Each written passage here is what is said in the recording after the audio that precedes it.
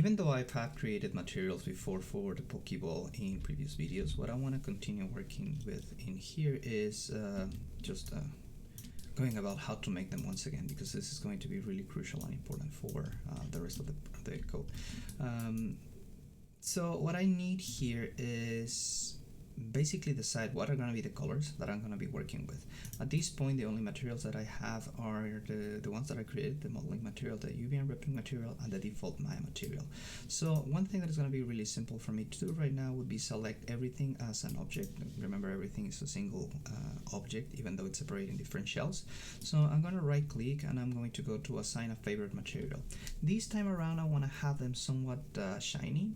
This is not going to be really crucial or important for what we're going to be doing later in Photoshop, but it's going to give me a good looking of what the Pokeball is gonna be represented as later. So I'm gonna work with a blend material, and in this case I'm gonna go to my attribute editor, and in here I'm just gonna go to my blend one. Now in this case, the materials that I'm going to be creating are also going to be temporary materials. This is going to be a TM underscore red. That's the first material that I'll apply, and I'm gonna click on the color tab and I'm gonna just change that color to red. I also want to change the name of the shader, so keep things consistent, and this is just going to be red. This step is not particularly crucial because when you export the material itself, the one that is going to be maintained is the one that is named over here, but it's just a way of keeping things a little bit clean. Now you'll notice that as soon as I apply the material, this should have changed, but it didn't, and that is because on one of the past lessons I actually enabled the default material override to keep modeling. So another way that I can apply materials is basically by selecting a face and say, hey, assign a new material. This again is going to be a this one, let's make a Lambert, so there's no specular highlights, and I'm going to call this temporary material black, and I'm going to go here again and I'm just gonna call it black, and then in this case I will just apply this one. Now I can do that face by face, but as you can see, it would be a really tedious project. So what I'm gonna do is I'm gonna select by shell, and I can actually apply the same material to all the shell. So that is going to be the temporary material black, and then the whole shell is going to go over there.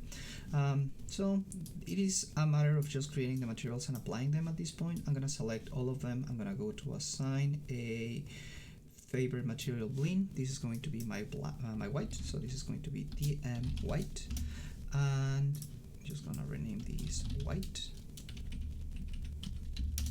and I will just select a new color to this, so click here and assign a white.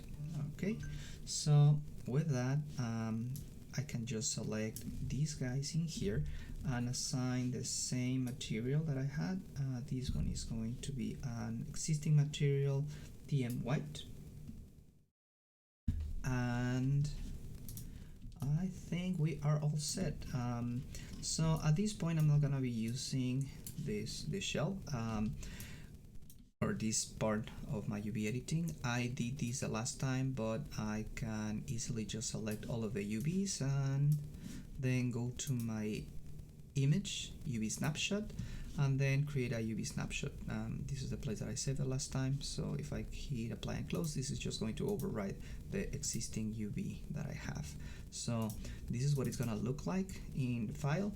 You can see the checkerboard here is going to be marking all the semi-transparencies that I have in my file, but I'm going to be creating that object with it. So my next step in here is going to be expanding this, and for that I'm going to change my workspace to Maya Classic so I have all of the space available.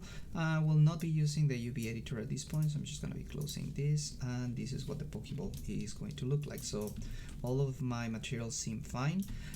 What is the issue with this? Well, it has 3 different materials applied to an object that is going to have basically the same properties, except for the black part, which is going to be not reflecting anything. This shading is exactly the same for all of this. So what I'm going to do is basically just create a texture, a single texture that is going to be reflecting all of the colors in a particular way. So in here at this point I'm going to be hiding my reference layer because because I no longer need it. And I'm going to be creating an incremental save. So file, save increment.